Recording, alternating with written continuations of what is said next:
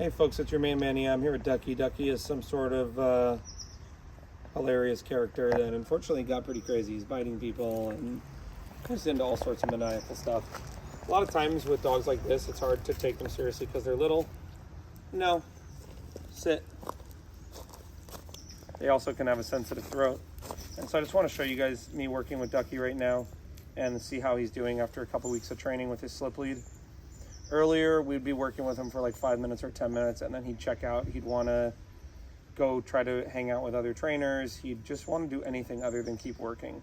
And so what we decided is we have to be really clear to him that Ducky, when we're working, and you have to keep working with us until we're done working. And by holding him accountable in that way, we saw him in the last 20 minutes just make a huge shift where he went from trying to be distracted, being pretty obstinate, not doing anything that we're asking, usually doing the opposite, to now he's a pretty compliant boy. And honestly, his stress is actually less than it was when he was not listening. So I'm gonna walk him around right now. You're gonna hear me say marker words good. I mean, keep doing what you're doing. And no is gonna mean there's a consequence for not listening. Good boy. As soon as I say the word no and he stops responding to no, I'm gonna have to do something to make the word no mean something. In the case of Ducky, we just pop on the leash 2 or 3 times. So I'm going to talk about a couple of things as I walk with him, and just follow him and I'll talk. Don't worry so much about me. Okay, come on, Duck, let's go. So the one thing I want to talk about is I make the leash really long. The long leash allows the dog to make a choice between following me and not following me. In general, your leash should not be in a straight line. When your leash is in a straight line and it tightens, there's not really enough space for the dog to make a right decision and have the leash become loose. So he's like right next to me like this, I'm tightening the leash. Come on, Duck. And the leash goes a little loose, but now you can see it's already tightened again. And he's actually not doing anything wrong. Like, he's just right next to me. The leash is tight now. So now the leash is tight, but he's doing the right thing. So I really want my leash making a U-shaped. And then that way, when the dog's doing the right thing, there is a little bit of freedom within that behavior to, hey, walk with me. And you don't have to be like right next to me. You can be 1 foot that way, 1 foot that way. And if you get away from me, you'll know that I'm way over here, Ducky. Nope. Come on, buddy. Good boy. So you see I said no. I just popped the leash 2 times. I'm just holding the slip lead with my fingers very lightly, folks. This is a little dog. He has a really sensitive trachea. It's really important to not work with the dog in a way where you're causing any sort of stress to the trachea. So if you hear coughing, hacking, it means you're using too much pressure with the leash. So either you have to get better at your own skills, no, or what you got to do is go to a place where there's less distractions. In this case, the camera person is actually a huge distraction, and there's another trainer standing behind her. This were the biggest distractions here we were dealing with. Come on, Ducky, let's go. Good boy, good boy, good boy. No. Good boy, good.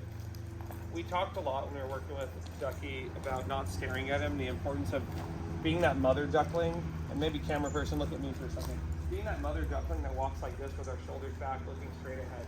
No, people will say to me sometimes, but if I don't look at the dog, I don't know where the dog is. Folks, my mom didn't look at us all the time when we were in the back seat of that minivan. She knew exactly what was going on there. You have to use your peripheral vision and kind of those eyes in the back of your head like a mother would. Through feeling how he's responding to the leash, I can very much tell how he is feeling and how our relationship is in terms of training. When the leash is super loose, I know that he's following me around because the leash is loose. And when it stays loose for a long period of time, I know he's in a really good headspace following me around. When the leash tightens, and I feel it tighten again after that, I know that he's confused and he needs me to help him by tugging on the leash a couple times, letting him know, hey man, that's not the way the leash works. When I tug on the leash or the leash tightens, you have to move and cause it to loosen. Good boy, Ducky. What a good boy. Ducky's a hard case because he has very low food motivation and he's had a sensitive stomach. Oftentimes when we've had a dog with medical issues, it could create an insane amount of empathy, especially a dog like him who's been sick so much, and that can make it really hard to limit the amount of food we feed them.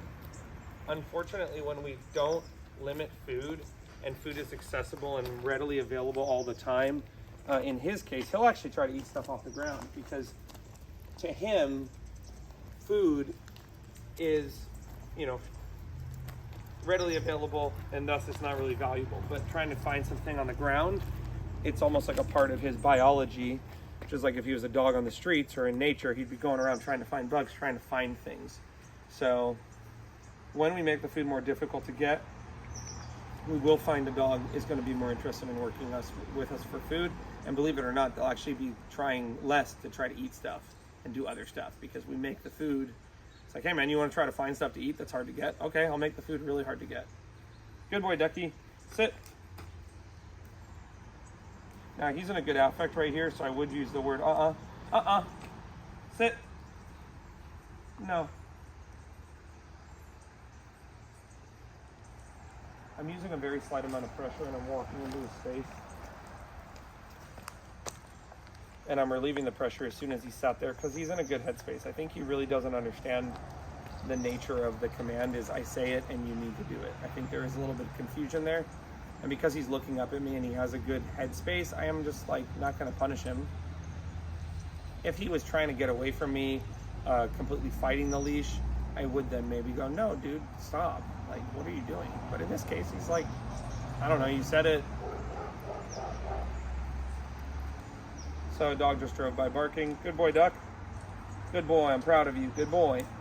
Now you'll notice throughout this session, I'm barely paying any attention to him. Here, now that he's earned some affection, I give him some love. Good boy. But I leave him wanting more. No. Sit. You want to just go get Newt out of there? No. Sit. You can see with the launderer walking by that created a distraction. No. Sit. Good. You're going to see in a second I'm going to make him sit and I'm going to continue to hold the leash pressure even after he sits. That's going to let him know that I'm saying don't get back up again, Ducky. You see my body language is like super neutral, like I'm standing here. You'd almost think I didn't have a dog with me. That's on purpose. Like I want him to understand that like I'm super emotionally stable. I'm like this oak tree. I've been living here for 5 years. These trees haven't moved once. I've gone through heartbreak. I've lost dogs. And all the time when I looked up at the trees, they're stable. That gives me a sense of safety. I'm tearing up, I apologize, but it gives me a sense of safety that they're not fazed by everything that happens to me. They just go, Eric, the sun will rise and the sun will set. Life will go on. It's okay. And so when I'm practicing being an emotionally stable leader and I'm being really stable with my body language, the dog's naturally going to want to follow me. They're going to go, this person is very predictable. They're not really affected by what I do. I don't have to really worry about how are they responding to every little thing that I do, because if there's an issue with what I do, he'll tell me no, he'll pop on the leash, and if he likes something, he'll say good. No. Sit. No. Pop, pop, pop, pop, pop. Sit. This is where a little bit of struggle is getting in. He's pulling back on the leash. I just continue to hold pressure here. I move towards him. It kind of reverse psychology of him going, I'm getting out of here. I'm like, oh, really? Where are you going, buddy? Sit. Good. He made a big breakthrough today. Previously, we could only work him for 5 or 10 minutes at a time, and then he would kind of conk out. Today is a big breakthrough where we're really working him through this. We're at, what, probably 20 minutes, 30 minutes? Like 30, yeah. 30 minutes now. Folks, if you work the dog for less periods of time, and like we all do here, when the dog's getting frustrated and it's not working, you just stop the session, you will find that when you take him out and you finally figure out that right thing to do, it's going to click and you're going to get a lot more out of the dog. But had my team here been pushing him all the time for 30 minutes to work and it wasn't going well, we wouldn't have this success we're having right now. We had to do a lot of short sessions in low distraction environments. Hey, it's not working, it's not making sense, put him away, let's try again. And after doing enough 5 or 10 minute sessions with him doing well, now we can sit here and we can say, hey man, you got to work for 30 minutes. And he has enough success and skills from the past to go, okay, I get it, show's over. It's like having a kid go to preschool and then eventually, you send them to elementary school and then they go to high school. And so when we're working him for 5 or 10 minutes and then eventually we're going longer and longer, he's like, okay, I'm kind of ready for this. So should give a big credit to my team here that they didn't push him too far. And for mom and dad at home, you may find you're just working with him for 3-4 minutes at a time, and then eventually you find, oh man, that's crazy, he follows me all the way to 7-Eleven and back. Believe it or not, folks, just having him sit here and hold this sit position is super therapeutic for him, super important for him to understand. You just chill. Ducky could be reactive, he could pace, he can whine, he could get himself all Twitter pated. And one of the most important things for a dog like that to understand is like, hey man, when I say sit and settle, just sit and settle. It's not a multiple choice question. It's not a yes or no. It's like, just do it. Don't even think about it. And then Alondra, just go and walk by here and let's see what happens when a distraction comes by. He very much gravitates towards people, but he creates what I would say is like a codependent relationship where he's very insecure and very needy.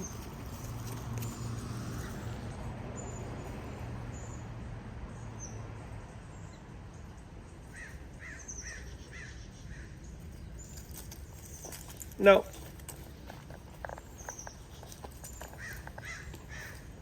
Notice how long I just made the leash. Hey, Ducky, what are you doing over there, man? I'm over here. Oh, sorry. I realized you were over there. Had that leash tightened up, and had I done the classic, which I see everybody doing, of tightening the leash up, he would just be like, dude, the leash is too tight. Come on, Duck, let's go. Good boy, buddy, good boy. What a good boy. Oh my gosh, good boy. Yeah, he's a good boy, huh? Fix the leash. Good boy. Let's go. Good boy. Good boy. Let's go. Good boy. You see my body language, folks? It's like a mother duckling with her little ducky behind her. She just looks like, walks ahead like this and looks ahead. And when I start walking like this with my dogs, not only do they feel safe, but I can actually enjoy walking around and looking at the beautiful scenery. I can practice situational awareness, look for cars coming, other dogs coming. If I'm always looking at my dog, they might become anxious. I always tell people, and I don't know where I came up with this, but I definitely came up with this one on my own. I mean, imagine we're driving the car down the road. I'm in the driver's position, and all of a sudden you look over and I'm just driving my car like this. You'd probably become very scared that Eric's gonna crash the car because he's not paying attention. Maybe you'd even grab the steering wheel or say, Eric, I wanna get out of this car, are you crazy? So when he looks up at me and he just goes, man, Eric's very much focused on the road. Because Eric's paying attention, I don't have to worry about anything. No, that's the behavior of him trying to look for stuff to eat off the ground. Look at the breakthrough we just had with him. No, pop, pop, pop. He goes, you know what? When he stops, I should just sit down.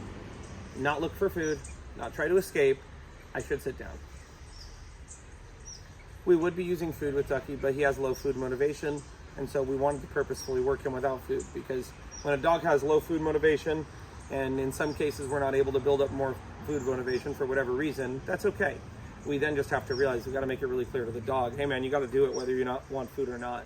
Believe it or not, oftentimes when you work with them like that, they come around and they go, hey, you got any of that food? I'm like, yeah, I got food. Can I have food?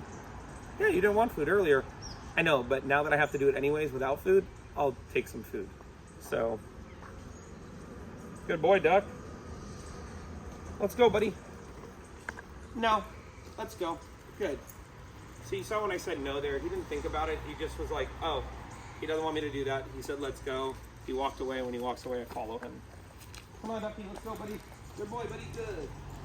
Good boy. What a good boy. Nice. Yeah, he's a good duck. He's a good little duck head. He's a good duckling. Good boy. Yeah, nice boy. Good boy. Yeah. Oh, my friend. Look at him. And you notice how my affect changes as he warms up and he starts doing better? I do praise him. Of course I praise my dogs, folks. Why wouldn't I not praise my dogs? But I want to praise them when they're actually earning the praise. You know, if my kid's supposed to get allowance for cleaning his room, and he just throws all the toys under the bed and hides them, or throws them in his brother or sister's room, I don't know if I'm going to give him the allowance. The allowance has to be earned.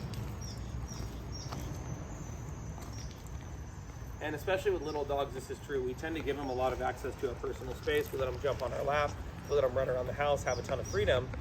And although that's great, what can happen as a result is when we're like, hey man, do what I say, the dog's like, I don't really know how to do what you say. Like, I spend so much time in your space and right near you without you telling me what to do.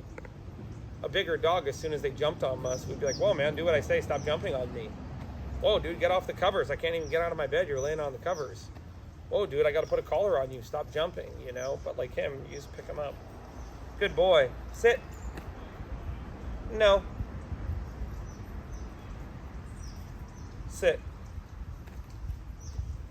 Good.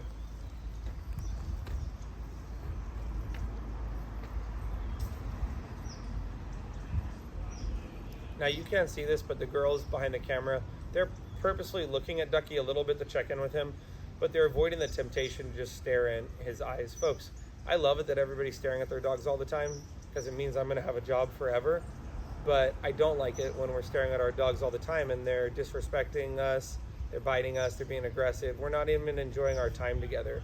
It's like my ex-girlfriend and I mean, I was just staring into her eyes, whispering her sweet nothings all the time, and well, that did not work out so well because I wasn't getting my needs met.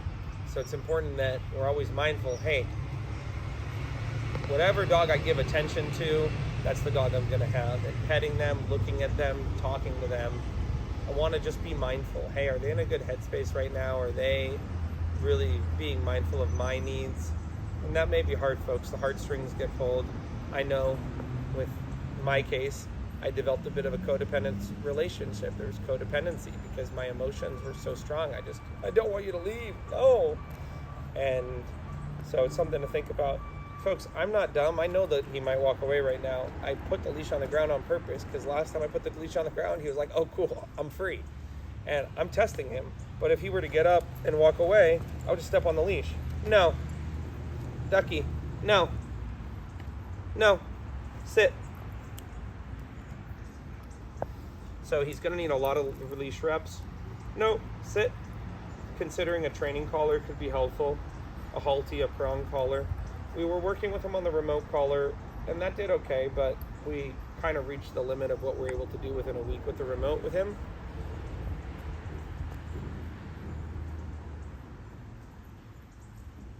Good boy, Ducky.